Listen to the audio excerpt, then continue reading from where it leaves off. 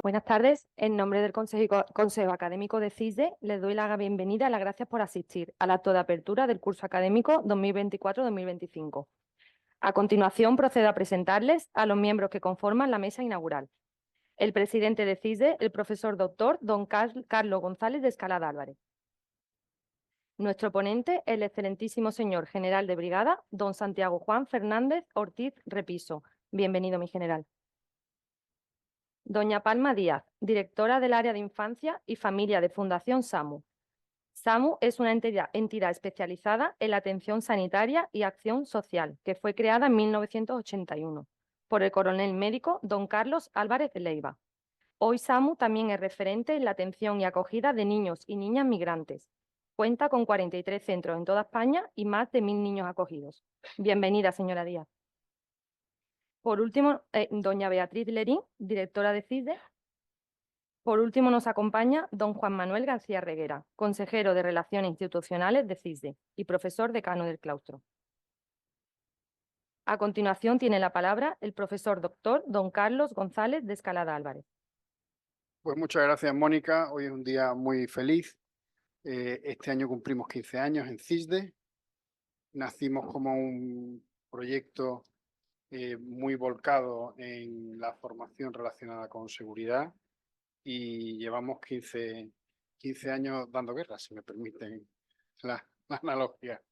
Muchísimas gracias. Tengo que hacer especial mención no solamente a nuestro ponente, al excelentísimo señor general don Ángel Serrano Barberá, que nos va a deleitar con su conferencia, sino también Ha habido un error ahí, perdón. A don Santiago Juan Fernández, perdón. Estas son las que... Es que he tardado en ponerme las gafas y entonces lo he hecho mal. Bueno, pues no solamente a nuestro ponente, don Santiago Juan Fernández Ortiz Repiso, nuestro general de brigada, bienvenido mi general, sino también al teniente general jefe de la Fuerza Terrestre, que es don Carlos Melero Claudio, mi general, muy bienvenido. Y nos acompañan también pues el general de división, don Luis Francisco Cepeda Lucas, el general de brigada, don Ángel Serrano Barberá. Esperamos que llegue también el general de división, Miguel Simón, y nos acompaña también el general de brigada, don Santiago Juan Fernández Ortiz Repiso, que es nuestro ponente, y un número de ilustrísimos señores coroneles y oficiales de las Fuerzas Armadas, amén, de nuestros profesores de CISDE y de nuestra comunidad académica. Bienvenidos todos. Hoy es un día muy feliz, insisto, porque cumplimos 15 años, nacimos en 2009 y quisimos hacer nuestra pequeña contribución desde el plano académico a lo que es la seguridad colectiva y el refuerzo de la defensa internacional. El mundo, lamentablemente, pues parece que estamos en un receso donde parece que no es más seguro, sino todo lo contrario. Está tristemente de actualidad los conflictos que se están viviendo en Oriente Próximo, en Ucrania desde hace casi 3 años ya, y creo que tiene que ser un acicate para que desde el plano civil y desde el plano, obviamente, militar, que son los que tienen las competencias de estas cuestiones, pues intentemos todos contribuir a que el mundo sea más pacífico, más seguro y donde reine la convivencia.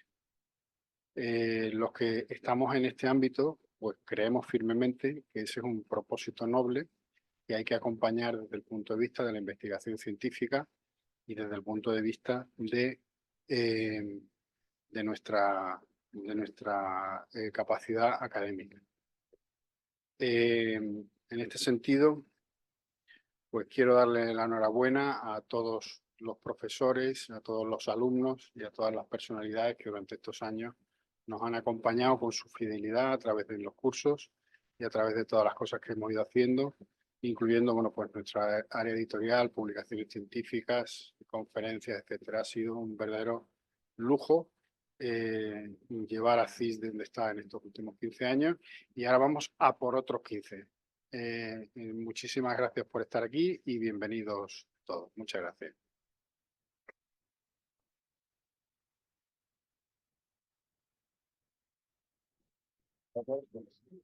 Muchas gracias, don Carlos.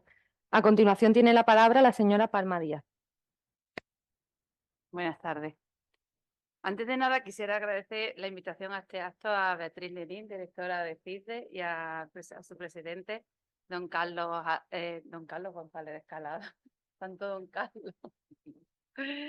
Bueno, pues mira, desde la dirección del área de infancia de Fundación SAMU os quiero contar un poquito qué hacemos. Mi intervención va a ser breve, pero el objetivo de mi intervención es unir 3 palabras, que son el Sahel, son menores y es protección. El área de infancia tiene una principal responsabilidad, que es la de proteger y educar. ¿Cómo explico esto? Hablo de proteger porque nuestros niños no solo son educados, muchas veces tienen que ser salvados, y ahora os lo voy a explicar. A diferencia de otros ciclos migratorios, la migración de esta región del Sahel se ha intensificado considerablemente, siendo Canarias la principal puerta de entrada. Y ahí, en Canarias, la Fundación SAMU atiende sobre todo a menores que provienen de Mali, Mauritania y Senegal. Tanto es así que 1/3 de todos los menores que atendemos en la Fundación en Canarias son de estos países. Otro tercio vienen de la parte del África Occidental, hablamos de Costa de Marfil, de Guinea o de Gambia, y otra parte similar en proporción, podemos decir que viene de Marruecos. Si hablamos de la causa de la migración, aquí sí hay una diferencia más notable, porque entendiendo que la mejora de la búsqueda de una mejora, de unas mejores oportunidades es una causa común de la migración, la huida no. La huida sí diferencia a estos chicos que vienen de esta región de otra. Y la palabra huida, yo digo que viene enlazada a las palabras miedo y a la palabra peligro. Los chicos que nosotros atendemos sienten miedo y sienten que sus vidas corren peligro.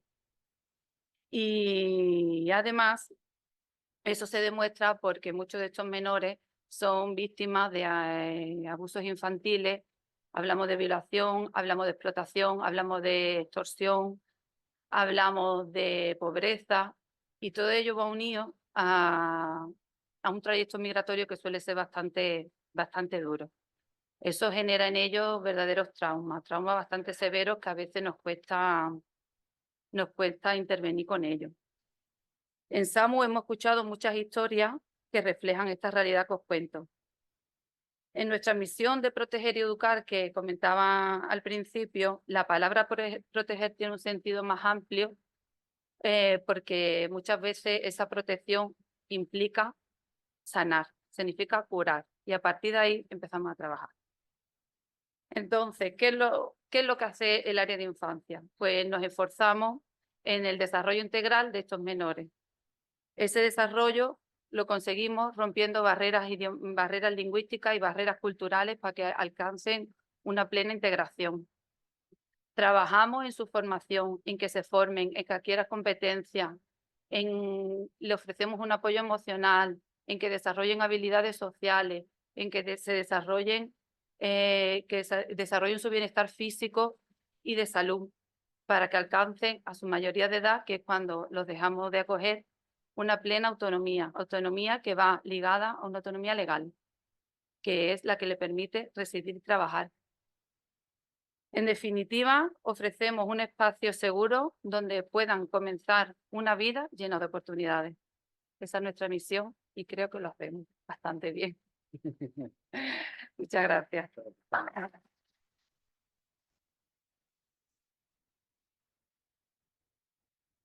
Muchas gracias, Palma.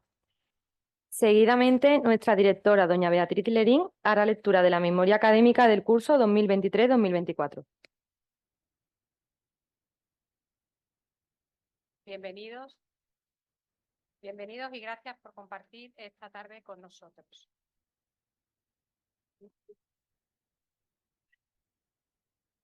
En especial a los miembros de esta mesa y a nuestro ponente que viene de fuera de Sevilla. Un particular agradecimiento a nuestro consejero de Relaciones Institucionales, don Juan Reguera, gracias por su apoyo. Queridos amigos, el Campus Internacional para la Seguridad y la Defensa que dirijo cumple 15 años de actividad. Nació con vocación de elevar la categoría académica de los estudios de seguridad y defensa y con la convicción de que España y los países hermanos de Iberoamérica necesitaban formar profesionales de la seguridad en materias como terrorismo, crimen organizado, la inteligencia, ciberdelincuencia, geopolítica o tantas otras materias imprescindibles para mejorar nuestra seguridad colectiva. CISDE aprovechó desde el principio las grandes oportunidades que ofrecen las tecnologías de la información, rompiendo barreras espaciotemporales entre el docente y su alumno. Nuestras aulas se someten regularmente a procesos de actualización, optimización y mejora digital para crear experiencias de aprendizaje atractivas, medir el progreso y mejorar los resultados del alumno. Sin embargo, nunca hemos renunciado a ofrecer una formación basada en el aprendizaje, la adquisición de competencias que, como todo acto meritorio, se basa en la labor de un buen profesor, en el estudio y en el esfuerzo. En estos 15 años de actividad, hemos formado a alumnos en España, Europa e Hispanoamérica, entre otros países. Más de 7.000 alumnos forman ya parte de la gran familia de CISDE. Hemos consolidado nuestra oferta formativa amplia y variada, ofreciendo titulaciones tanto de posgrado como de especialización profesional. Somos el campus con mayor oferta académica en lengua española en esta materia. Ofrecemos un programa de doctorado con itinerario en seguridad y defensa, un máster oficial en seguridad, defensa y geoestrategia, 6 másteres con acreditación universitaria, 11 titulaciones de experto y 3 de especialista, 60 técnicos avanzados y más de 85 cursos de especialización profesional. Además, un curso universitario en director de seguridad, cursándose ya el año pasado su 12ª edición, ya que somos centro acreditado en formación, actualización y adiestramiento profesional del personal de seguridad privada. A lo largo del pasado curso académico se matricularon 320 alumnos y dieron inicio a 131 cursos. Recibimos 676 solicitudes de información sobre nuestro catálogo formativo. Y para el nuevo curso académico presentamos 183 programas de posgrado y especialización. Según nuestra encuesta general de calidad anual del pasado curso académico 23-24, el 92% de nuestros alumnos opinan que CISDE es excelente o muy bueno. E igualmente el 92% expresa que somos una institución de prestigio y seriedad. Desde nuestros inicios hemos apostado claramente por la investigación académica y científica, como herramienta para ampliar y desarrollar el conocimiento sobre las materias que son importantes para un profesional de la seguridad. Durante el pasado curso académico se publicaron 2 nuevos números semestrales de la revista científica de pensamiento estratégico y seguridad CISDE, creada hace 9 años y que está incluida en los índices más prestigiosos de artículos científicos. Comprenden artículos diversos sobre temas como el pensamiento estratégico, fuerzas armadas, amenazas, desafíos de la seguridad y cultura de defensa. Agradecemos la labor que realizan diariamente los editores, en especial la del profesor doctor José Domínguez León. Asimismo, continuamos con nuestra publicación digital, el Observatorio de Inteligencia y Seguridad y Defensa, que sigue consolidándose como medio especializado. 117 publicaciones en este año académico y 265.553 visitas desde enero del 2024. Como aportación a la transferencia de conocimientos para la mejora de la seguridad nacional, contamos con grupos de investigación académica, destacando el grupo de investigación sobre crisis internacionales, iniciado en 2016. Este profundiza en el conocimiento de crisis internacionales relacionadas con el ámbito de la seguridad en su concepto más amplio, para posteriormente construir una base de datos sobre crisis que hubiesen afectado de manera directa o indirecta a España, dentro del marco geográfico ajustado a la Estrategia de Seguridad Nacional desde 1957. Actualmente se encuentra en su 5ª fase de desarrollo. El próximo trabajo de investigación a publicar es La actuación de España en el conflicto israelí-libanés 2006-2024, de la investigadora y antigua alumna de CISDE, doña María del Carmen Forriol Campos. Además, todos nuestros programas superiores se exige a los alumnos un trabajo final de investigación individual. En CISDE impulsamos las relaciones profesionales de todos los que se han formado en nuestra institución, a través de nuestra agrupación de antiguos alumnos, que tanta alegría nos da. Desde esta agrupación se han convocado numerosos encuentros y presentaciones de libros en formato online, donde han tratado temas de actualidad como el crimen organizado, la radicalización islamista o cuestiones de derecho humanitario. Agradecemos también la labor que realizan tanto la directora doña Silvia Martínez y del coordinador José María Garrido. CISDE mantiene una política activa de convenios docentes y colaboraciones con prestigiosas instituciones para el cumplimiento de sus fines y objetivos, destacando la Universidad de Distancia de Madrid y la Fundación San Pablo Andalucía. Además, con la intención de divulgar y difundir la cultura de seguridad y defensa, seguimos ampliando el alcance de nuestros perfiles de redes sociales. En X llegamos a los 17.058 seguidores y en LinkedIn 2.564. Ya en nuestra faceta editorial, en estos 15 años, hemos editado y publicado 11 libros especializados. El último fue en 2023, de la colección Seguridad Jurídica, que se llamó Confianza Pública, de don Francisco Fernández. Y para el nuevo curso académico tenemos previsto publicar de la colección Seguridad y Defensa el libro Seguridad Marítima, Nuevos Retos, dirigido y coordinado por el doctor Fernando Ibáñez, que es el resultado de las aportaciones de docentes y antiguos alumnos de CISDE. En esta obra también se tratan aspectos generales como un breve recorrido histórico sobre los factores que afectan a la seguridad y a las protecciones marítimas desde la antigüedad hasta nuestros días, y de cómo el contexto internacional de estos últimos años, relacionado con la pandemia, la invasión de Ucrania o el auge de China, amenazan la seguridad marítima. Por otro lado, nuestro Foro de Pensamiento Estratégico es una iniciativa de difusión de la cultura de defensa. CISDE organiza periódicamente actividades académicas de fomento y difusión con carácter altruista, conferencias, seminarios, simposios, ponencias y otros actos divulgativos.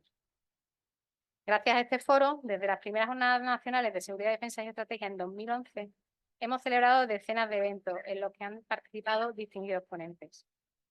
El pasado curso académico nos honró con su presencia en el acto de apertura del curso el excelentísimo teniente general don Juan Montenegro Álvarez de Tejera, que en su conferencia magistral nos habló de los desafíos de la defensa de la Unión Europea ante la guerra de Ucrania. Ya en el mes de noviembre, tras el ataque terrorista de Hamás del 7 de octubre y la posterior declaración de guerra de Israel, celebramos un webinario donde se analizó la situación, la organización terrorista, el papel de los servicios de inteligencia en los ataques, la repercusión económica por la escalada del conflicto, los riesgos de la seguridad marítima de la zona y además la influencia que está teniendo la guerra sobre la sociedad israelí. Contamos con la participación de ponentes de destacada trayectoria profesional y experiencia, como el excelentísimo señor general de brigada don Carlos Sagrado Romero, que nos habló del Comando Central de los Estados Unidos en Oriente Medio. Todos estos eventos se han desarrollado siempre con el objetivo de difundir la cultura de seguridad y defensa. Después de 15 años, todos nuestros hitos se han ido cumpliendo gracias a la confianza que inspiramos en nuestros alumnos y a la calidad de nuestros profesores e investigadores. CISDE reúne ya a más de 70 profesionales en labores docentes e investigadoras. Gracias por todos estos años juntos que tan felices nos han hecho. Muchas gracias.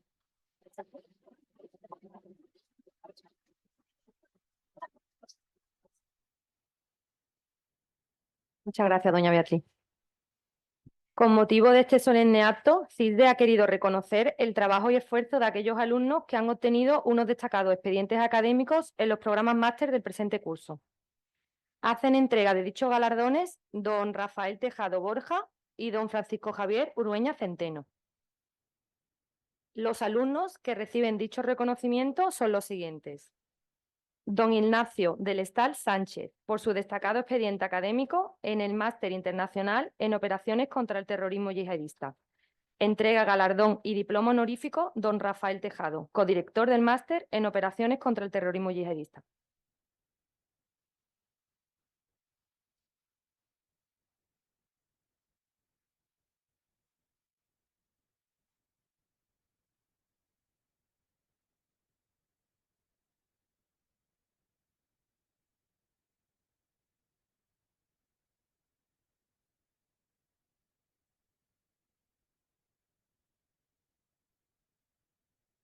Don Julio Alcántara Astor, por su destacado expediente académico en el máster en Historia Militar. En representación recogen galardón y diploma honorífico sus hijas Andrea Alcántara y Analía Alcántara.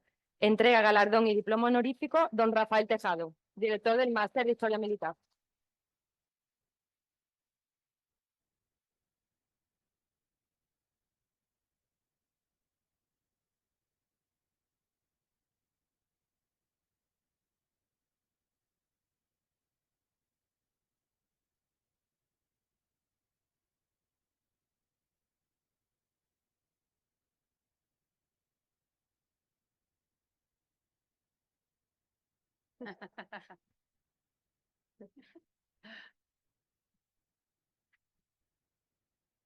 Don Manuel Chalbau Castellanos, por su destacado expediente académico en el Máster Internacional en Ciberseguridad y Ciberdefensa. Entrega galardón y diploma honorífico don Francisco Javier Urueña, director del Máster Internacional en Ciberseguridad y Ciberdefensa.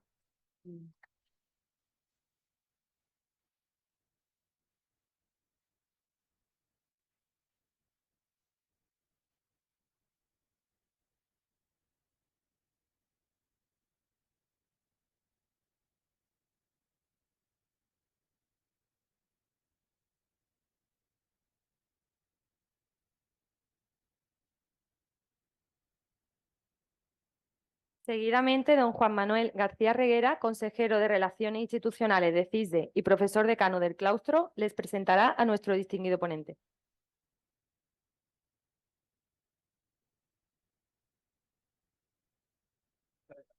Y felicidades a los profesores y a los alumnos de este campus internacional para la seguridad y la defensa por el esfuerzo que hacen para perfeccionar su formación. Nuestro general Santiago Fernández Ortiz Repiso inició sus estudios militares en la Academia General Militar de Zaragoza hace 37 años, con la 47 promoción. Pertenece al arma de infantería. Ha estado destinado en diversas unidades de helicópteros del Ejército de Tierra y en diversos estados mayores. Actualmente es general de brigada y está destinado como asesor en el Estado Mayor del Ejército, en Madrid. En Mali, país del Sahel situado en África Occidental, cuyos habitantes podríamos decir que padecen todas las penalidades posibles, nuestro general ha sido jefe de fuerza de la misión europea de entrenamiento del ejército maliense desde diciembre de 2022 hasta el fin de la misión en mayo de 2024. De los 19 generales que han mandado la misión, 4 españoles, él ha sido el que más tiempo ha desempeñado el mando, 17 meses, cuando lo habitual eran 6 meses, y el que ha tenido que finalizarla dirigiendo el repliegue de la fuerza. Esta misión, en la que han participado junto a España más de 20 países europeos, se ha mantenido activa 11 años. En ella han servido 8.300 soldados españoles y ha requerido mucho sacrificio. Los mayores fueron la muerte por atentado terrorista del Brigada del Ejército de Portugal, Gil Fernando Paiva Venido, el 18 de julio de 2017, y el fallecimiento, el 18 de mayo de 2018, de Antonio Carrero Jiménez, cabo infante de Marina español. Antonio Carrero Jiménez era de muy cerca de aquí, de Dos Hermanas, y falleció cuando el blindado donde viajaba mientras apoyaba al ejército maliense sufrió un accidente. Nombrándolos hoy aquí, quiero rendirles nuestro agradecimiento y recuerdo imborrable. Nuestro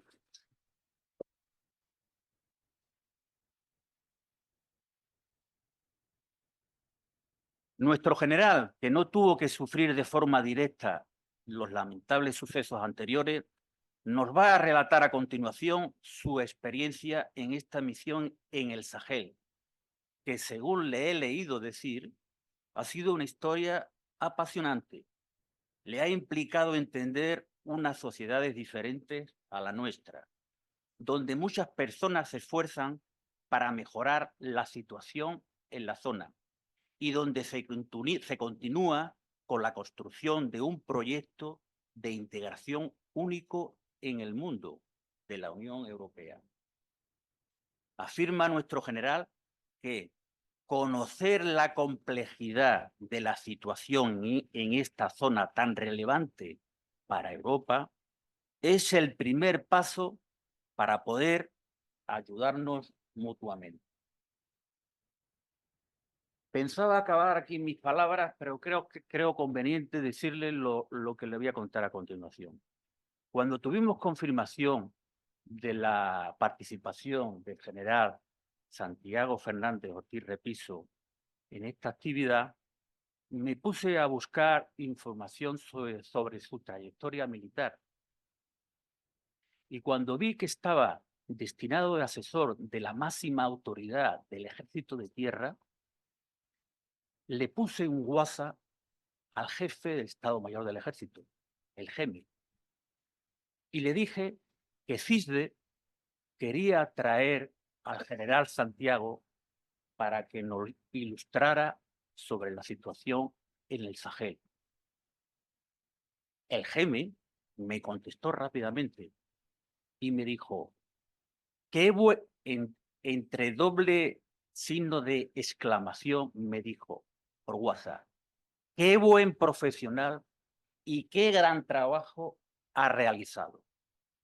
Después del GEME haber dicho esto, a mí lo único que me corresponde decir es felicitar a CISDE por hacer posible que esté aquí nuestro general hoy y felicitar también y agradecer a nuestro general el haber aceptado, encantado, el venir aquí a ilustrarnos con su experiencia. Mi general, estamos preparados para escucharlo atentamente.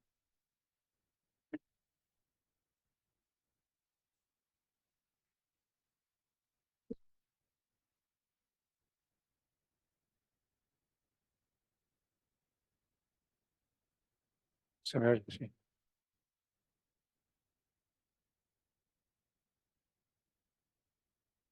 Bueno, señor presidente, mi general, queridos amigos, Aunisu, Au Bismillah, Alá la Kana Malindiu. Si estuviéramos en Bamako, todos ustedes hubiesen contestado, Amina, porque ellos siempre están con las bendiciones. Y lo que he dicho ha sido saludar, decir buenas tardes y que Alá bendiga al pueblo maliense. Muchas gracias por estar aquí, por darme la oportunidad de intentar transmitir pues un poco el enorme desafío personal y profesional que ha supuesto para mí el estar al frente de esta misión. Una misión que ha sido complicada, pero que a la vez ha sido muy enriquecedora. Y yo creo que es un orgullo para España el haber sostenido con esos 8.000 y pico soldados españoles que han pasado por allí esta misión desde el principio. He puesto algunos gráficos y transparencias que puedan ayudar a entender un poco la situación allí, pero no he querido leer, he querido intentar transmitir más directamente pues lo que allí hemos vivido. También hay que decir que entre el auditorio pues hay personas que han estado también allí mucho tiempo y con grandes responsabilidades, y les ruego que si en algún momento o quieren alguna aclaración o tienen algo que decir o simplemente quieren puntualizar alguna tontería que haya dicho, que será lo más normal, pues por supuesto estoy completamente abierto a ello y no hay que esperar a las preguntas. Tampoco creo que pueda dar una lección magistral, como ya han citado al teniente general Montenegro, que me ponen unos antecedentes que me ponen todo muy difícil. Entonces, yo vengo a intentar transmitir y a intentar no convencer, pero sí a lo mejor cambiar un poco la idea que siempre nos protestan precisamente los africanos cuando estamos allí con ellos, de que vemos un África un tanto exótica que siempre necesita nuestra ayuda y que viven de una forma pues con muy pocos medios, y gran parte de eso es verdad, pero ellos no se sienten así. Ellos viven, pues como nosotros vivimos aquí, su vida diaria, pues con otra infraestructura y con otros medios, no deja de ser muy diferente a la nuestra. Entonces, a mí me gustaría que tuviéramos mayor conocimiento mutuo. Por eso decía que yo creo que nos podemos ayudar mutuamente. He tenido que leer muchos autores franceses. No sé si ha sido bueno o malo, pero no me ha quedado más remedio porque Francia tiene mucha relación histórica con toda esa zona. Y recuerdo que me impresionó mucho un diplomático francés que se llama Gerard Agot y no escribe expresamente sobre el Sahel, pero sí sobre su experiencia diplomática. Y por lo visto, estos cuando empiezan la carrera diplomática tienen que elegir una divisa, algo parecido a lo que le pasa a los papas cuando los eligen. Y él eligió una que a mí me ha gustado mucho, que es yo comprenderé, je comprendrai. Y creo que eso es fundamental. Y es una de las principales cosas que yo he sentido que nos falta. El que llegamos allí con muchas ideas preconcebidas, el que conocemos bien nuestro trabajo y que es muy difícil comprender esas sociedades tan distintas a la nuestra. Que ese esfuerzo constante, los militares, todos le ponemos un nombre, una sigla, entonces lo llamamos cultural awareness. En realidad es conocimiento de la situación y del medio, es decir, saber dónde estás y quién es la gente con la que te relacionas. Y eso es muy difícil. Y yo creo que ni en una vida se puede conocer bien un país y menos algo tan complejo como es Mali o el Sahel. Entonces, esa diferencia cultural, ese no tener las claves de quiénes son y cómo se mueven en la vida, pues hace difícil que consigamos el éxito en lo que nos empeñamos. Y creo que esa humildad de intentar relacionarnos de otra manera, los españoles lo hacemos especialmente bien, porque nos sale así. Y a lo mejor suena tópico y muchas veces, yo qué sé, autobombo a decir, no, es que nos creemos más de lo que somos, pero cuando vives allí y has estado con 17 contingentes de diferentes Estados miembros de la Unión Europea, incluso alguno no miembro que apoyaba la misión, pues ves que sí, nuestro carácter es distinto y que efectivamente la forma de tratarnos entre nosotros y de tratar a la gente, pues es diferente. Nosotros siempre vemos personas, siempre tratamos a la gente como iguales y muchas veces la distancia cultural hace que otros países pues no sean tan abiertos, entonces no consigan saltar esa distancia. Y a los españoles eso nos resulta especialmente sencillo. También a lo mejor eso significa que tenemos menos mérito, porque claro, como tenemos esa vida mediterránea y esa relación personal tan abierta, nos resulta fácil hacerlo. Pero bueno, no deja de ser en ese sentido un mérito allá donde hemos ido. Bueno, para empezar un poco con el contexto geopolítico de dónde estamos, yo no soy ningún experto, ni soy un experto académico. A mí cuando me llaman en agosto del 22 para ir a Mali, y se lo cuento a Isabel, mi mujer, que está aquí controlando lo que digo, porque luego se enfada, tuvimos que buscar. Ella decía, ¿dónde estaba Mako? Pues vamos a buscarlo en el mapa. Y efectivamente, salvo para todos los españoles que habían pasado por allí, pues es una zona que aunque tenemos muchos lazos históricos, pues no la vemos diariamente en las noticias. Entonces el Sahel es un concepto geográfico, es como Europa. Europa se puede hablar de que es la Unión Europea o simplemente lo que es el mapa de Europa. Y el Sahel es toda una amplia zona que limita entre lo que es el desierto del Sáhara y la zona de la sabana. Claro, esa zona pues es como Europa entera. Si se fijan en el mapa, pues tenemos desde Senegal prácticamente hasta Eritrea, pasando por los dos Sudanes, luego por Chad, los tres países de lo que ahora es la Alianza de Estados del Sahel con los que yo he tenido más relación, Níger, Burkina Faso y Mali, Mauritania y el propio Senegal. Y todas sus relaciones con sus países limítrofes, ya sean los del norte o los del sur, pues para ellos son también importantes. Entonces no deja de ser una especie de artificio simplificador hablar simplemente del Sahel. Restringiré un poco el contenido, principalmente a Mali, y trataré también a aquellos países que estaban dentro de nuestra zona de actuación. Pasamos a la siguiente, por favor. Que lo tengo aquí. Fácil todavía. Bueno, el peso de la historia. Tampoco quiero hacer una visión histórica desde los tiempos, pues eso, del Congreso de Berlín o del siglo XIX con el colonialismo, Simplemente hay que ser conscientes de ello. Es algo con lo que nos encontramos allí. En el África Occidental francesa, que es donde está gran parte del Sahel, porque hay que ir más al sur para encontrar ya zona de colonización de otros países, principalmente Inglaterra, pues tiene un recuerdo ambivalente con los franceses.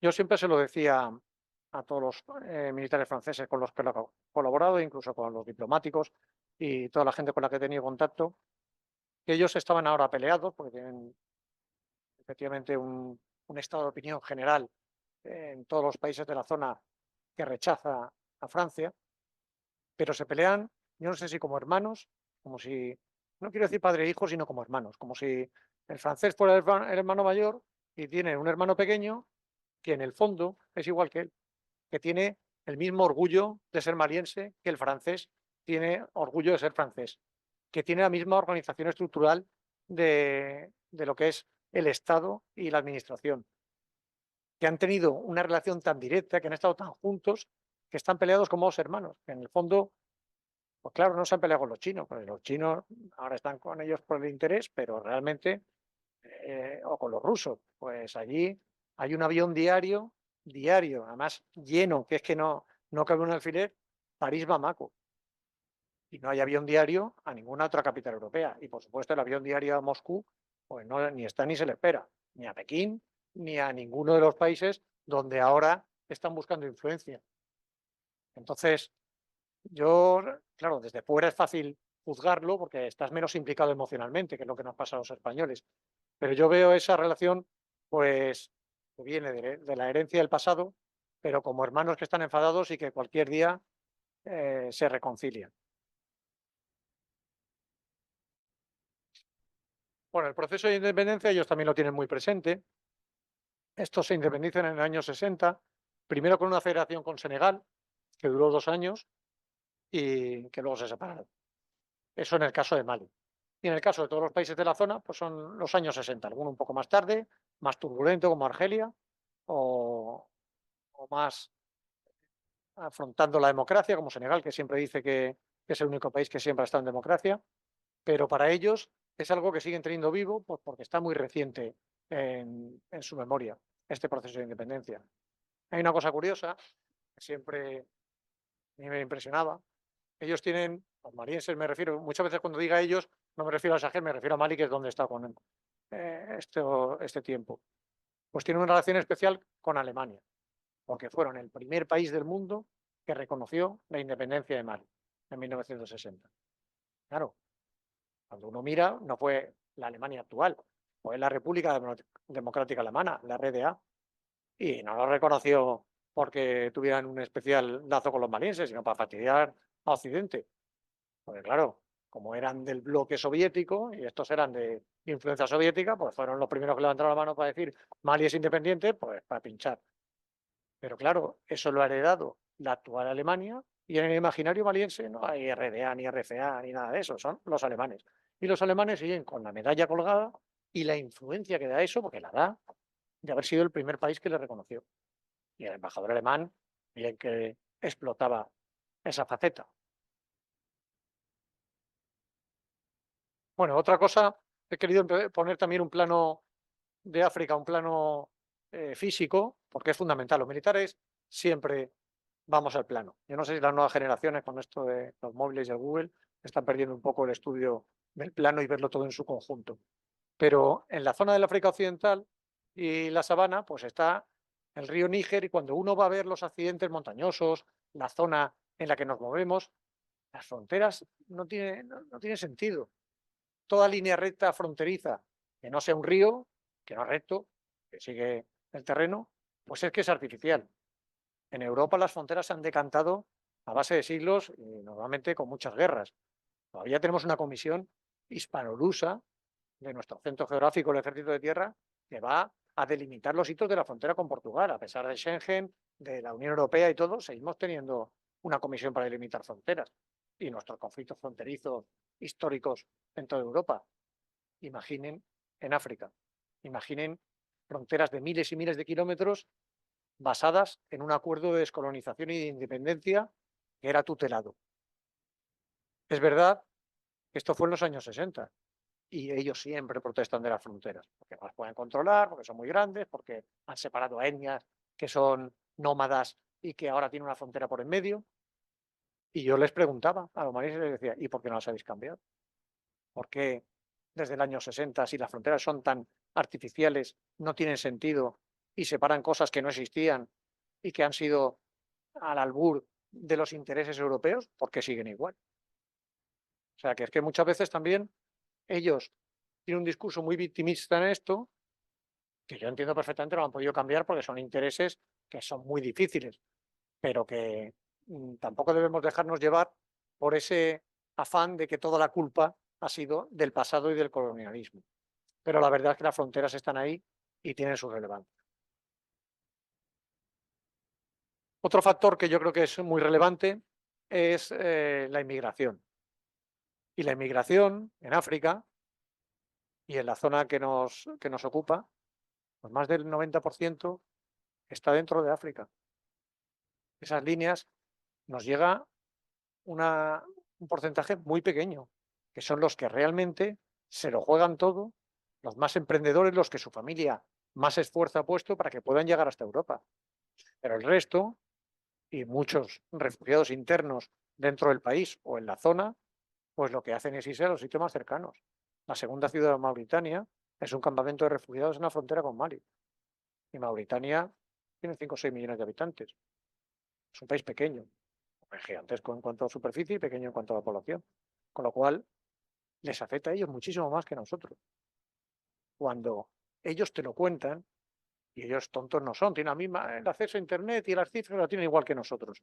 Y ellos te dicen nuestro nivel de renta, nuestro nivel de riqueza, nuestra población, nuestra densidad de población y la cantidad de inmigrantes que asumimos cuando nos rasgamos las vestiduras por lo que recibimos a través del Mediterráneo o en el Atlántico y se miran a sí mismos con los refugiados que tienen ellos, pues no lo entienden. Dicen, es que vosotros, además de ser ricos, es que estáis preocupados por algo que no os puede afectar tanto. También es verdad que el estándar de un campo de refugiados en Mauritania no es el estándar que tienen nuestras asociaciones, gracias a Dios. Pero es verdad. Y eso, todo ese mensaje es difícil lidiar con él, porque tenemos en nuestro seno muchas incongruencias. Los tráficos ilícitos, otra cosa que a quién destruye principalmente, a sus sociedades. A nosotros nos salpica, pero los que están dentro de ese tráfico ilícito, de droga, de armas, de personas, porque hay un gran negocio con el tráfico de personas para que lleguen a Europa, todo eso mina y destruye sus propias sociedades. Y el que sus sociedades no estén bien, al final nos acaba salpicando porque nos llega toda esa inmigración, que yo lo siento principalmente por ellos, porque la travesía es espantosa, más en el Atlántico, y por la cantidad de muertos y el drama familiar que eso supone. Ojalá no hubiese estos tráficos. Es verdad que los que los provocan pues son los países ricos que compran toda esta mercancía. Eso es así. Pero los que sufren ese tráfico y la corrupción que eso significa son principalmente esos países de tránsito que encima tienen unas estructuras estatales pues débiles. Bueno, traigo esta trasta en inglés porque en realidad el contenido no me importa mucho. Lo que quiero, a ver si consigo trasladar la idea, es que hay una enorme diferencia en el nivel de vida entre unas sociedades y otras. Eso está medido con diferentes indicadores que serán más o menos fiables. Uno de ellos es el Índice de Desarrollo Humano, que es de Naciones Unidas, marca 3 cosas, que en realidad son estadísticas. Pues eso, la esperanza de vida, el nivel de escolarización y luego el estándar de vida.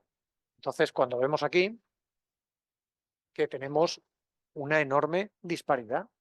Esa es la evolución en los últimos años. Todos suben un poquito. El que está en rojo abajo es Mali. El que está en medio resaltado es el nivel medio del mundo. Y el que está en azul arriba es España. Entonces, mientras esté esta enorme diferencia del índice de desarrollo humano, querrán venir. Se juntan muchas cosas para que un joven, un maliense, aparezca aquí en España. Hay muchos factores, pero no solo es el yihadismo, no es solo la inseguridad. Es esta ahí, por supuesto, y empuja más. Pero es principalmente la enorme diferencia del nivel de vida. No tienen esperanza económica allí. Su familia espera de ellos que se vayan, que vengan a Europa a mandar dinero y a sostener una familia extensa solo con su trabajo aquí. Y ellos mismos se sienten presionados sin que nadie se lo diga, porque su primo es el que está sosteniendo la familia. Entonces, quieren venir porque no tienen allí capacidad de ganarse la vida. Hay muchos chavales de diferentes etnias, aquello es muy complejo, en el centro y en el norte del país, que no cogen las armas y se hacen yihadistas por convicción, ni mucho menos porque sean de una rama wahabita del Islam, que no es el caso. Lo hacen pues porque les da una pequeña cantidad de dinero, una moto y un fusil y un prestigio en su pueblo, pues que les permite sobrevivir. Y claro, eso lleva ya a cometer atrocidades, a enfrentamientos interétnicos y a un camino que es desesperación, ruina y destrucción. Pero que mientras no luchemos contra las raíces del mal, que no son los yihadistas solo, sino que es la estructura completa del Estado y de la sociedad, pues nunca tendremos solución a esto. Otra cosa que en Europa, yo no sé si ahora estoy con Otto von Bismarck y la Realpolitik o es que me he vuelto con un poco de síndrome de Estocolmo allí, pero no entendemos bien cómo es la política en esa zona del mundo. Esto es simplemente gráfico para ver que en rojo están todos los países del área del Sahel cada vez que ha habido un golpe de Estado. Entonces, y en una serie cronológica.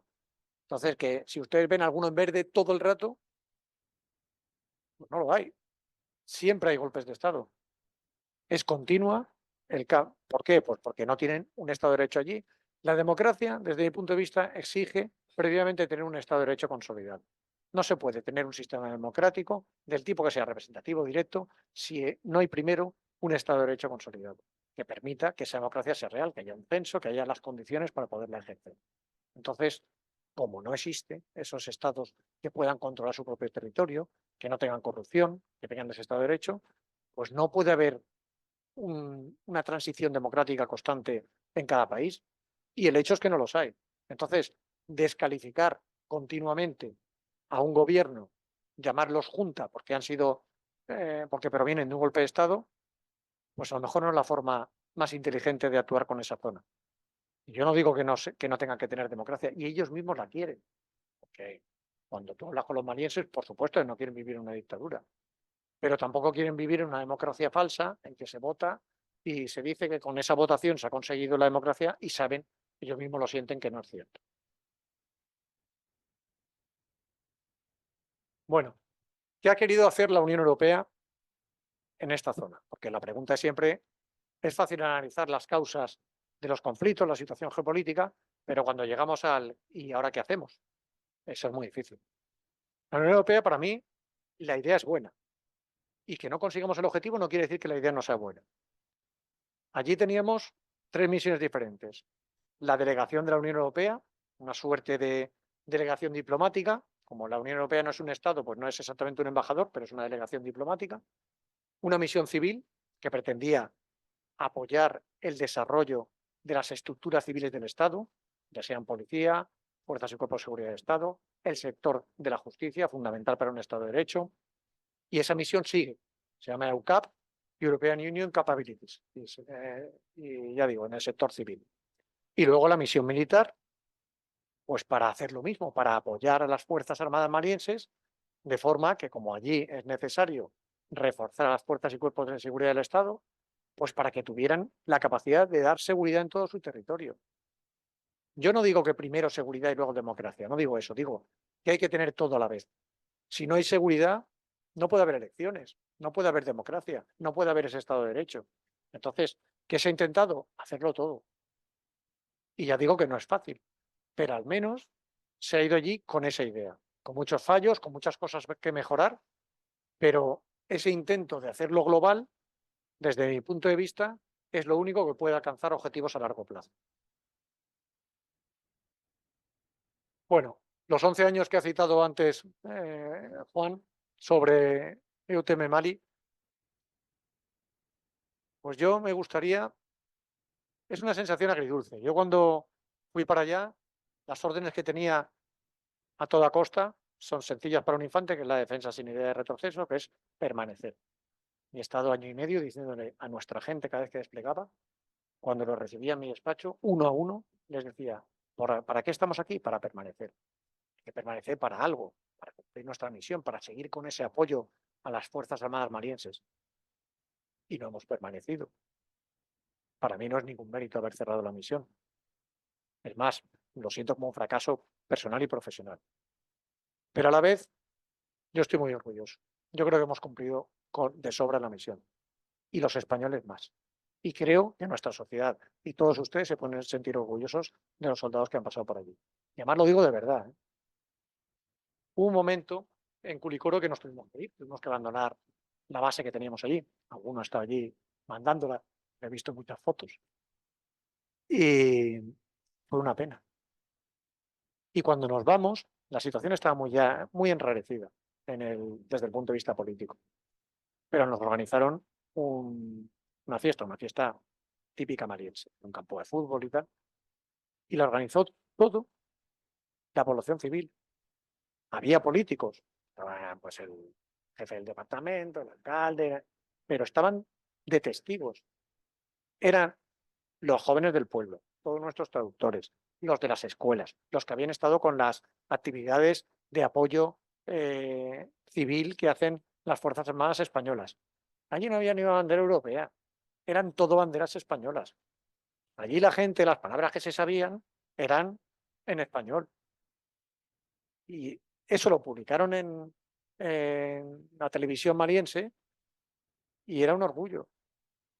Y desde luego no había sido mérito del resto de países, porque cuando yo llegué, el coronel que mandaba Kulikoro era de la República Checa. Y luego ya, eso se iba rotando y luego lo sustituyó en español. Pero todos los años que había estado España en Kulikoro, allí a los que echaban de menos y a los que despedían eran los soldados españoles. Y había habido, pues eso, más de 24 naciones. Y solo se acordaron de nosotros. Entonces, eso, desde mi punto de vista, es un éxito. Bueno, tal y como se ha citado, yo he puesto aquí los jefes, pero lo importante son los 8.000. Los jefes, pues porque es fácil al final poner la foto, a los militares nos gusta poner las fotos ahí de los jefes, también nos da una visión histórica de la misión. Y ha habido 4 españoles. Yo tuve la suerte de tener un par de meses de preparación y entonces me fui a ver a cada uno de los jefes. Y entonces me fueron contando, claro, los jefes españoles, ya a los extranjeros no llegué, pero los españoles habían sido en diferentes momentos. El primero fue Alfonso García Vaquero, que dejó una huella allí muy grande, estuvo 10 meses, y me contaba cómo había sido su misión, pues 2 años después de empezar, en un ambiente completamente distinto, porque era con una situación de seguridad mucho más relajada y una capacidad de desplegar por todo el país y de viajar más sencilla que cuando yo estuve. Luego el general Millán, que también estuvo sus 8 o 9 meses en zona y que también vivió una experiencia cuando ya empezaron a haber ataques, hubo que empezar a restringir un poco el movimiento, pero que también me fue muy útil el que me contara su experiencia. El general Gracia, que no fue como español, porque es español, pero que fue porque le tocaba a una unidad europea, que es el Eurocuerpo, que está en Estrasburgo, y entonces, como unidad militar, era la que le tocaba el mando de la misión, y entonces él fue porque estaba destinado en Estrasburgo, y ha sido el único español que ha estado 6 meses. Y por último yo. Esto es otra cosa que también hay que hacérselo mirar los españoles. Siempre nos pasa igual. Y yo lo achaco a nuestro carácter de Don Quijote. Tanto leer el Quijote al final nos trastorna un poco desde pequeños. Porque en la Unión Europea siempre piden lo mismo. 6 meses es poco. 6 meses es poco, y es verdad. Yo me hubiera quedado, yo pienso que yo he estado poco tiempo. Ese año y medio no me ha valido para nada. Menos de 3, 4 años, imposible. Ahora es cuando mi mujer ya esto se lo apunta. Por eso me da miedo decirlo. Pero el único país de todos los que ven ustedes ahí, los únicos que han estado más de 6 meses han sido los españoles. Todos los demás han hecho caso omiso de lo que ha pedido Europa de lo que han pedido los malienses y de lo que dicen los diplomáticos allí destinados y los mandan 6 meses. Es verdad que la estructura de fuerzas, la unidad que va allí a instruir a una unidad maliense, tiene que estar el tiempo que necesite. Puede hacerlo en 3 meses, a lo mejor, depende de la capacidad que haga, o 6 meses o relevando. Pero esos que están en una misión, como ya he dicho antes, omnicomprensiva, que pretende cambiar la propia estructura del Estado, que se basa en relaciones personales, hace falta tiempo. Y a lo mejor basta con el jefe de los... En el momento álgido de la misión había 1.100. Pues de los 1.100, 30. Pero esos 30, el asesor político, el asesor cultural, el jefe, su gabinete, todos esos tendrían que estar mucho más tiempo. De otra manera, no puede ser en las condiciones que vamos nosotros, porque está un pasmo allí, estando hasta, o sea, no es una situación que yo se lo decía siempre a los diplomáticos, en la que se pueda sostener a largo plazo. Tendría que hacer algo parecido al jefe de la misión civil de la Unión Europea, o incluso con gente que estuviera ya en la reserva para no ir quitando militares en activo de las Fuerzas Armadas. Pero ese modelo lo he expuesto, y esto lo he contado en Europa, tampoco me han hecho mucho caso, pero porque es algo que depende de la Unión Europea, que es muy complejo, pero yo creo que es importante. Y estoy de acuerdo con que 6 meses no es un jefe de fuerza que está simplemente con las Fuerzas Armadas instruyendo una capacidad. Yo me sentí allí como un embajador más. Bueno, quería ponerle cara también a nuestros caídos. Hemos tenido mucha suerte. Hemos tenido mucha suerte de que solo haya habido 2 bajas. Podría haber habido muchas más. Gil Ferrando falleció en un atentado terrorista. Un atentado en aquel tiempo, pues todavía se podía los domingos relajarse un poco y entonces iban a un sitio que se llamaba Le Campement, que era pues, como un hotel donde parte de la fuerza, principalmente el cuartel general, pues a lo mejor 10 o 15 personas, pasaban allí el día. Entonces iban por la mañana a las 10, comían, estaban un rato en la piscina, se vestían de paisano y a eso de las 4 o las 5 de la tarde se volvían al cuartel. Y allí entraron varios terroristas con fusiles. Claro, no estábamos dimensionados para defendernos de ese tipo de ataques y desgraciadamente él pues fue asesinado. Ahí tuvimos un héroe de nuestro ejército, un comandante que tuvo la oportunidad, gracias a Dios, de coger una pistola y defenderse de los terroristas, que ha escrito un libro recientemente. La verdad es que merece la pena conocer la historia. Y luego, pues nuestro infante de marina fue mala suerte, pero también fue provocado por esa ampliación de la zona de acción en la que asumíamos cada vez más riesgos. Él estaba volviendo a Culicoro, de una zona al norte del país, que tiene unas infraestructuras de comunicaciones muy difíciles, tráfico infernal, un grado de amenaza elevado, y entonces en esa situación los riesgos aumentan. Y efectivamente, pues tuvo la mala suerte que volcó su vehículo y al caer, al dar el vuelco, pues falleció. Entonces, hemos tenido otros momentos muy difíciles, han atacado en Bamako el cuartel general, un caso curioso también, porque el terrorista que iba, también hay que ver lo que les decía antes, de gente que no tiene otra cosa en la vida, entonces no son gente muy formada precisamente. Y cuando llegó al atacar, pues dispararon, gracias, no se sabe exactamente por qué, pues no llegaron a dar a nadie, y tiró una granada donde había un grupo de militares haciendo en ese momento deporte. Lo que pasa es que se equivocó y en vez de tirar la granada que tenía fragmentación, pues tiró una que no tiene elementos de metralla y no produjo daños, porque una granada tiene un escaso radio de acción. Pero llega a tirar la buena y hubiese producido varias bajas. Y luego otro episodio que tuvimos en Culicoro, pues que hubo 2 coches bomba que intentaron entrar en la base y que nuestra gente, que estaba allí de guardia, pudieron identificarlos y reaccionar en tiempo y forma, que no es nada fácil. Eso parece que es fácil y no lo es. O sea, esa decisión de un centinela que va a acercarse a un vehículo, tiene un arma pesada y va a disparar al vehículo para acabar con sus ocupantes, en un país como Mali, en una base como Gulicoro, que tú lo sabes, Nacho, aquí convivíamos con todas las familias de los militares. Era una base en que estaban por la calle continuamente las mujeres y los niños de los militares allí destinados. Entonces, tomar esa decisión y que fuera correcta, pues la verdad es que fue un alto grado de profesionalidad de nuestra gente. Y al conseguir que no entraran, explosionaron en el exterior y no produjeron pues, una auténtica masacre en una base muy poblada, como era Curicoro. Bueno, les cuento lo que les digo de intentaré comprender. Yo estaba empeñado, mi equipo de protección estaba harto de mí, en ir a las librerías malienses. No es fácil encontrar librerías en Bamako. Había una que era muy internacional, pero eran muchos escritos pues, típicos análisis nuestros, que luego no, sobre todo académicos, que es difícil luego adaptarlos al terreno. Al final encontré un par de librerías ahí de barrio, que era para verlas, una experiencia también muy bonita, y me compré el libro de literatura de lo que sería el equivalente ahora a lo mejor de, bueno, yo hablo de GB ahora en la ESO, pues a lo mejor de cuarto o quinto de la ESO. Y entonces me iba leyendo su libro de literatura, sus autores, y comprando los autores, intentando leerlos, que a la generación de mi edad les habían educado con ellos. Y entonces, al menos, teníamos pues, algo común de lo que poder hablar y una manera de intentar entender mejor su sociedad. Con libros que para mí me iluminaron mucho, he puesto ahí un par, leí muchos y que incluso los he ido regalando, se los he regalado a mi familia con poco éxito, porque están en francés y no, nadie se los lee, pero bueno, yo sigo insistiendo en que si tienen interés, esos dos que he puesto ahí han sido de los que más me han gustado.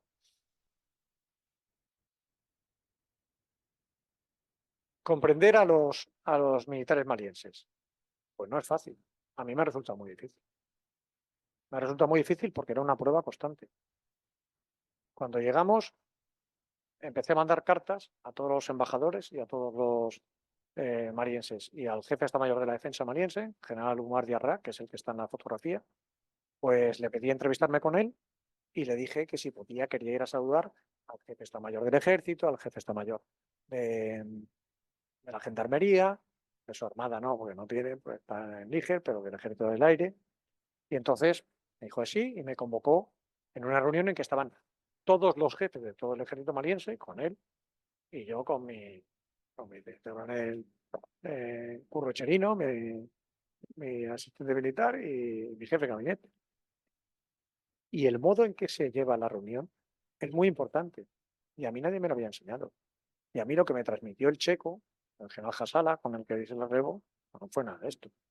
Él no hablaba francés. Entonces iba con traductor. Y claro, se sentaba uno allí y lo primero eran que las formas eran en todo importantes, en todo. Siempre, por supuesto, el jefe era allí el que llevaba la voz cantante siempre. Nosotros no aguantamos el silencio, los occidentales. Y ellos el silencio es lo normal y te prueban. Llegaba el jefe, se sentaba y se quedaba allí mirándote. Y tú, pues, mirando muy serio. Y no, pero no 5 o 10 segundos, no, no. O sea, un minuto. Y claro, impasible. Y aguantando. Y luego, pero estaba un taco. Yo se reía. Una vez posaba una media sonrisa y decía, vale, ha pasado la prueba. Y hablaba. Bueno, me dijo, gracias por estar aquí y tal. Palabras protocolarias y otro silencio. ¿No? Y pues se volvía a sonreír y decía, y cuando hacía así, ya podía yo hablar. ¿Qué pasa? Que nosotros no hacemos eso. Nosotros hubiésemos llegado desde el principio, pero no nos parece mal, es lo que esperamos de nosotros mismos. Entonces, ese pequeño protocolo de cómo se lleva una reunión con ellos, pues yo lo aprendí por frotamiento duro, no lo aprendí porque nadie me lo hubiera enseñado y lo eché en falta. Es una de las cosas que son simples detalles, pero que me gusta contarlas para que se vea lo complicado que es esto. Tenemos una reunión semanal, yo lo siento porque al final parece que estoy contando aquí más que anécdotas y chorradas. Teníamos una reunión semanal con todos los embajadores, que cuando yo digo que me sentía como un embajador, era porque ellos me hicieron sentir así. Y entonces los embajadores de la Unión Europea, todas las semanas, hablábamos de la situación. Y entonces yo había mandado una carta a cada embajador diciendo que me presentaba, que acababa de llegar y que si podía ir a la embajada a saludarle. Entonces en esa primera reunión vino una especie de oso gigante, que era el embajador italiano, que parecía de todo menos italiano, y el tío viene y me saluda. Santiago, eres el primer general, yo llevo aquí 4 años, que ha tenido la educación de presentarse. Que sepas que nunca he ido a uno de vuestros actos, que no he estado en tu cuartel general y que además no fui a tu toma de posesión. Pero a partir de ahora, como has tenido el detalle de mandarme la carta, que sepas que voy a ir a ver. Y voy a ir tal día. Nada, apuntando allí. Entonces, Y eso me hizo ganar unos puntos de forma, para mí, absolutamente inopinada. Yo no tenía esa idea. Me pareció pues, simplemente, poco nadie me lo había dicho. Si no se me hubiera ocurrido mandar la dichosa carta y no tuviera un gabinete bien nutrido, con gente muy profesional, que me facilitaba eso, pues no hubiera pasado. Entonces, ese cultural awareness nos falta. Falta porque lo que no puede ser es que sea todo a iniciativa. Por supuesto, la iniciativa personal y el carácter de cada uno es fundamental. Europa ha mandado muchos jefes que van a hablar allí con todos sin saber francés. Pues no sabemos, lógicamente, pero francés. Allí no se puede ir en un país de habla francesa en que todos las clases superiores, los que tienen más educación, hablan francés, con un traductor constante, porque da la imagen inmediata de que no estás muy interesado. Es muy difícil porque nuestro sistema, como nos miramos el ombligo, en vez de pensar en los efectos en zona, pensamos en nuestras propias historias. Entonces es un reparto por naciones en función de cuánta gente pone más personal y material, y entonces eso es lo que determina quién va a ser el jefe de misión. Claro, si le toca a alguien del norte de Europa que cumple todos los requisitos militares pero no sabe francés, pues es difícil. Claro, los españoles todos hemos ido, uno de nuestros propios requisitos para designarnos era saber francés. Esto es una pena porque ya no existe y ahí se fueron poniendo todas, es el vestíbulo del hotel donde estaba la misión, justo donde se accedía al cuartel general, y esos eran todas, lo llamaban uvas, que hasta las siglas son militares, que es la camiseta interior que se lleva con el chaleco antitormentos. Entonces había una de cada nación. Era curioso porque había 5 países que ni siquiera no eran de la Unión Europea. Bueno, 4 y medio, porque uno era el Reino Unido, que había tenido tropas allí y que, claro, durante los 11 años de misión, primero fue de la Unión Europea y luego no. Pero luego hay países que precisamente para hacer puntos con la Unión Europea y empezar con ese proceso de integración, pues mandaron tropas allí. Y era una de las cosas que siempre enseñábamos a cualquier visita para que vieran pues ese laboratorio de integración militar de la Unión Europea de abajo arriba. Porque de arriba abajo redactamos una brújula estratégica, que yo me la he leído y no quiere decir que haya aprendido mucho, pero bueno, pero que al final dice poco. De arriba abajo es fácil hacer documentos, pero estar todos los países allí conviviendo, desde soldados hasta el general, y tener que aprender de cómo trabajar juntos, eso sí que es construir la Unión Europea y sus capacidades militares desde abajo. Y es una de las enormes ventajas de este tipo de misiones. Esto es lo que les decía, yo que aquí quería ver, pues eso, mi segundo jefe era un coronel portugués, primero fue un coronel alemán hasta que desgraciadamente abandonaron la misión, y para mí ha sido un aprendizaje constante. Y el tener que, pues eso, convivir con un jefe de Estado Mayor y segundo jefe, pues que no era español, y que muchas de las cosas que damos por hecho en nuestro ejército, pues no, tenemos que aprenderlas mutuamente. Y ahí se ven detrás a todos los embajadores. Una de las cosas que yo valoro también, y creo que España ha tenido mucho que ver, ha sido que el repliegue ha sido muy bueno, ordenado y sin una sola baja, por supuesto, con todo el material replegado y con un prestigio que tenía la misión que se ha mantenido en zona. Y que eso nos permite volver a actuar en bilateral allí. Desgraciadamente la misión de la Unión Europea no fue así. El 18 de mayo de este año concluía el mandato, entonces quedarnos allí sin mandato de la Unión Europea no podía ser. Y gracias al apoyo de España hemos salido de allí en esas condiciones que para mí han sido modélicas. Desgraciadamente, una de las embajadoras, una rubia, está un poquito más separada, la expulsaron hace un mes, estuve hablando con ella el día de su expulsión, precisamente la embajadora de Suecia, por unas declaraciones de su ministro de Exteriores aquí en Europa. Y eso es lo que yo quería evitar a toda costa, salir de allí expulsado. Yo quería que saliéramos como salimos, con los malienses, diciéndonos que gracias por el trabajo que habíamos realizado, que saliéramos como en Curicó. Y no ha sido fácil.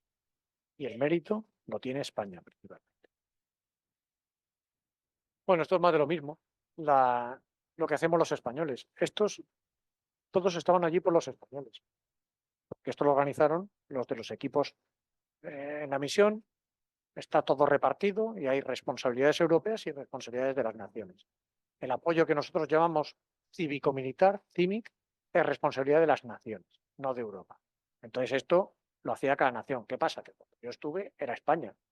Quedaba un poco de los checos por ser el jefe de los franceses, pero luego desaparecieron todos y era España la que daba ese apoyo a la población civil. Esto es un festival que montaron en nuestro cuartel general. Yo subí a la escalera y era mi despacho. Y venían asociaciones de todo tipo. La asociación de síndrome de Down es digna de ver. Claro, que nosotros teníamos amigos que da gusto verles. La asociación de sordos, que tenían unos equipos de baloncesto que nos pegaban unas palizas de cuidado y que todo lo que hacían con nosotros era siempre a base de abrazos y besos. Es que, bueno, Ricky, tú has estado y lo has visto, o sea que puedes dar fe de lo que teníamos. Ahí se ve pues cómo vinieron todos los de la Asociación de Síndrome de Down a hacernos un pase de modelos. Entonces venían y estábamos todos sentados allí y venían también asociaciones de mujeres de las que tienen centros subvencionados por nuestros equipos y por las monjas, con trajes que se habían hecho ellas mismas. Todo eso, el simple hecho de que estuviéramos allí, los europeos, dándoles ese cariño, pues significaba mucho y aumentaba enormemente nuestro prestigio dentro de Mali. En Curicoro era mucho más fácil, era una población pequeña y eso rendía mucho. En Bamako es una ciudad muy grande y entonces era mucho más difícil que esta labor se expandiera. Pero bueno, yo salí muy contento de esta relación que teníamos los españoles con la sociedad civil mariense y con los más necesitados de esa sociedad. Otra cosa que me pregunta mucho, ¿qué hacer? ¿Qué hacer allí? Pues claro, cuando yo decía que llevaba mucho tiempo y que mi mujer estaba harta, y le preguntaba, ahí se ve a una señora que lleva un crucifijo en primera línea, que es la Madre Mercedes, bueno, la hermana Mercedes, detrás está la hermana Piedad, y yo les preguntaba, ¿pero cuánto tiempo lleváis en Mali? Dice, bueno, yo llegué a Mali en el 67. Yo no había nacido. 56 años en Mali. Hay una ceremonia de los Dogón, ella vivió 33 años en el país Dogón, que es el Sigui, que se hace cada 60 años. Y ella decía que quería vivir su segundo Sigui, porque cuando llegó había vivido el primero. Entonces, claro, ¿qué hacen ellas? Entregar su vida. Entregar su vida. Y con una vida allí, todavía sienten que no es suficiente.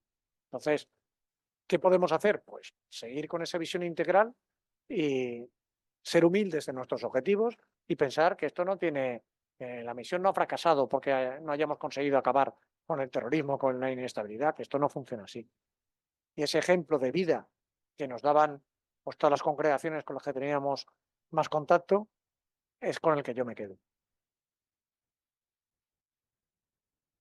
Estas son las actividades pues, que hacían los españoles, lo que digo, y ¿en qué gastamos nuestro dinero? En proyectos pequeños. Era poco dinero, no hacíamos grandes proyectos, pero es que eso significaba mucho allí. Allí te puedes equivocar muy rápidamente, porque en cuanto metes dinero al que no debes, desaparece. Desaparece por completo.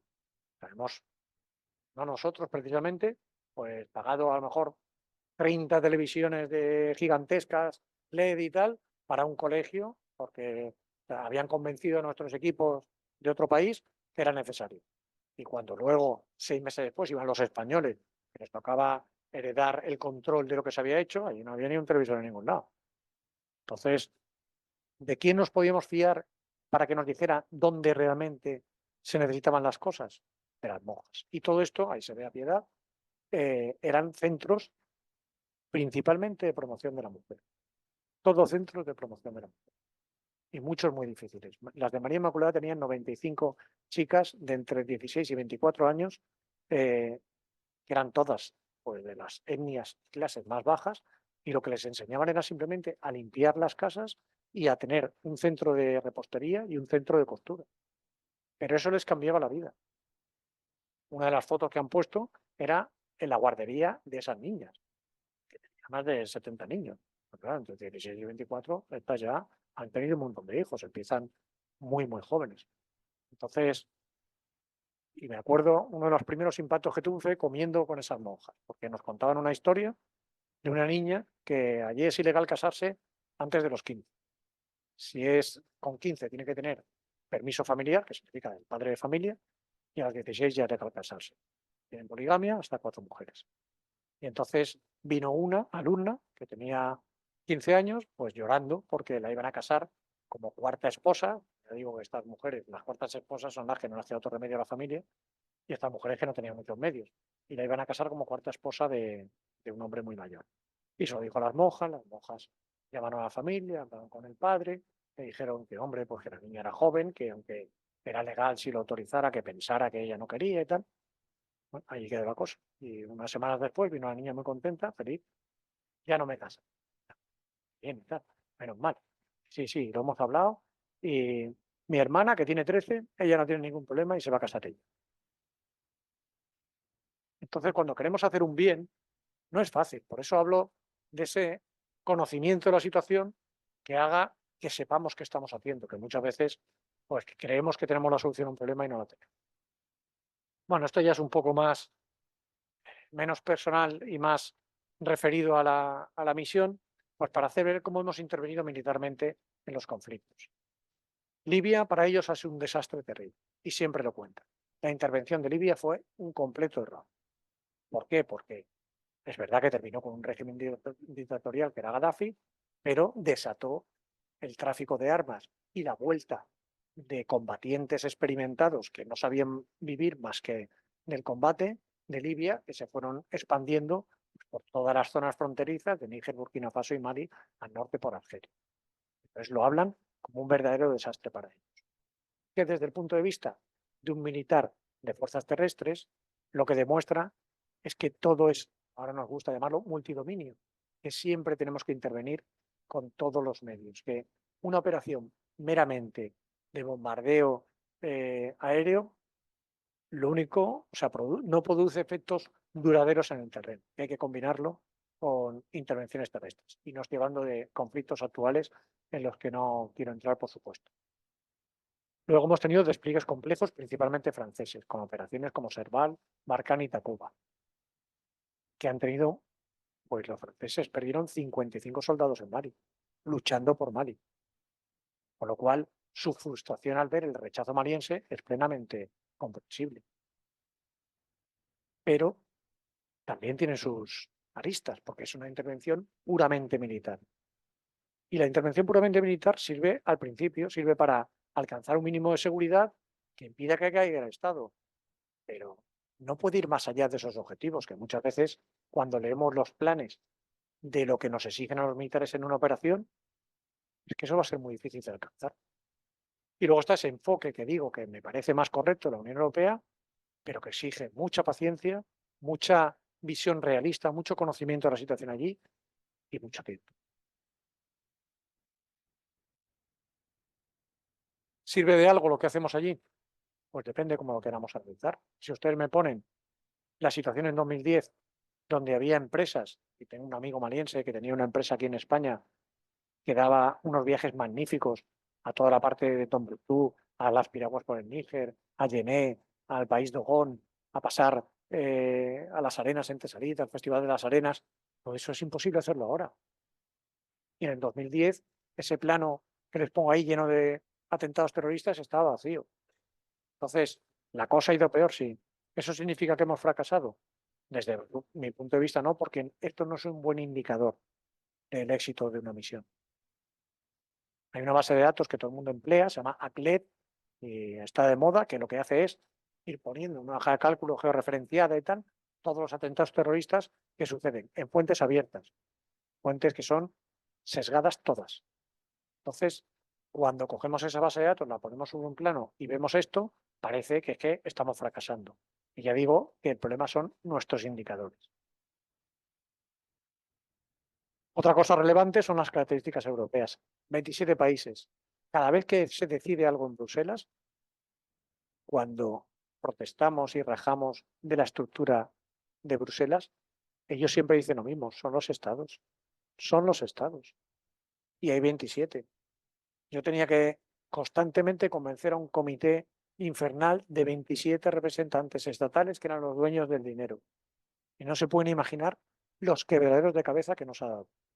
Gracias a que he tenido el apoyo radical de mi jefe, un teniente general holandés, de la capacidad militar europea en Bruselas, y el apoyo incondicional de España a todos los efectos. Pero es una situación muy difícil. También tiene sus ventajas. El hecho de decidir por consenso retrasa las decisiones, pero permite que sean mejores, porque no es una decisión inmediata en que se implanta una decisión política demasiado rápidamente. Los esfuerzos convergentes europeos son muy difíciles. Cada país tiene sus intereses y a lo mejor tenemos opiniones diferentes de cómo tratar en la zona. Entonces, conseguir que Europa tenga un esfuerzo similar al del resto de países que la componen, pues no es fácil. Y luego nuestro problema de reputación. A mí me tenían pues muy apretado, con mucha presión por la reputación europea. Todo era que si apoyábamos a los marienses que combatían con Wagner, pues que entonces nos íbamos a ver manchados en nuestra reputación porque estamos apoyando un ejército que oprimía a su propia población. Pero nadie se preocupaba de nuestra reputación en zona de operaciones, que eso era mi trabajo. Y declaraciones incendiarias aquí que iban de nuestros políticos orientadas a nuestras propias opiniones públicas, declaraciones incendiarias utilizando las redes sociales o cualquier. Eso tiene su repercusión inmediata allí. Nos hacía muchísimo daño. Entonces yo siempre decía, preocúpense de la reputación de la Unión Europea en Mali. No de que políticamente vayan a atacar a un gobierno concreto de la Unión Europea porque utilizan lo de Wagner en Mali como una herramienta política. Y ya digo que esto era un verdadero problema. Bueno, por último, yo quiero, y esto es una opinión personal, por supuesto no represento ni al Ministerio de Defensa, ni a los militares, ni a nadie. Esto es Santiago el que lo dice. Pues que a mí me gustaría convencer, y creo que las generaciones como mis hijos lo tienen más fácil, que el futuro de la Unión Europea tiene que ir por más unión, más cesión de soberanía. Hemos cedido la soberanía en el euro y nosotros hemos vivido ya, y nuestros hijos, con las ventajas de vivir en el euro. El control de las fronteras en Schengen. Sigamos por ese camino.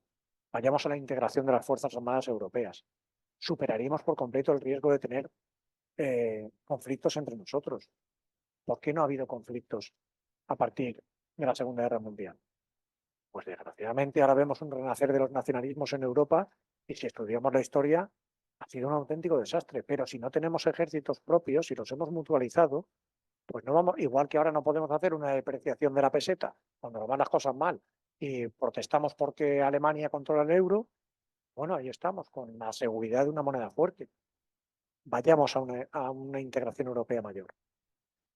Y soy muy consciente de las dificultades que eso implica. He estado allí con los diversos ejércitos europeos.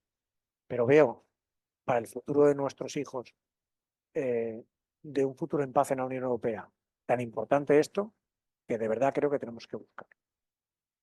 Y nada, por último, esto salió en el ABC de Nieto y se lo puse a los representantes militares en Europa allí, a los genes europeos, porque, bueno, refleja un sentimiento que desgraciadamente es verdad.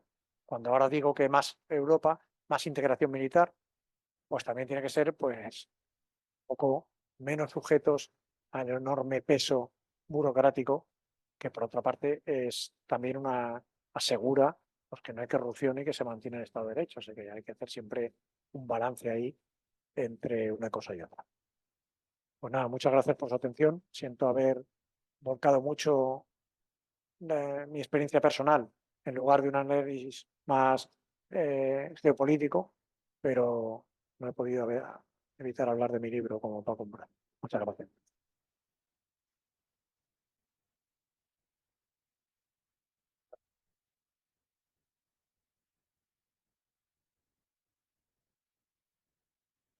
También quiero decir que CISDE es una iniciativa académica civil, pero que quiere muchísimo a sus Fuerzas Armadas, a sus fuerzas y cuerpos de seguridad del Estado. Y cuando se dice que la seguridad es cosa de todos, pues lo vivimos en primera persona y para nosotros qué mayor honor que esta colaboración tan fructífera con todos los estamentos que estamos dedicados a ella. Yo, antes de pasarle la palabra a nuestro general para que declare inaugurado el curso, sí quiero hacer pues un encendido agradecimiento a todos ustedes, por supuesto, a nuestro ponente, el general Fernández Ortiz Repiso, por su charla tan cercana y que hemos entendido todos tan perfectamente. A doña Beatriz, la directora de CISDE, a mi querida amiga y colega Palma, directora del área de infancia de SAMU, pero sobre todo y por encima de todo a nuestro querido consejero y decano del profesorado de CISDE, a don Juan Manuel García Reguera, porque nos ha ayudado muchísimo con la organización de este acto, que desde mi punto de vista ha sido impecable. Aquí lo único que se ha equivocado soy yo. Y muchísimas gracias, Juan, porque el interés que te has tomado y todo lo que nos ayuda y lo que nos sigues ayudando. De verdad que es emocionante ser tu amigo y que tú seas tan amigo de él. Muchas gracias, Juan. Muchas gracias, Juan. Bueno, pues sin más, le paso la palabra a nuestro general para que inaugure nuestro curso.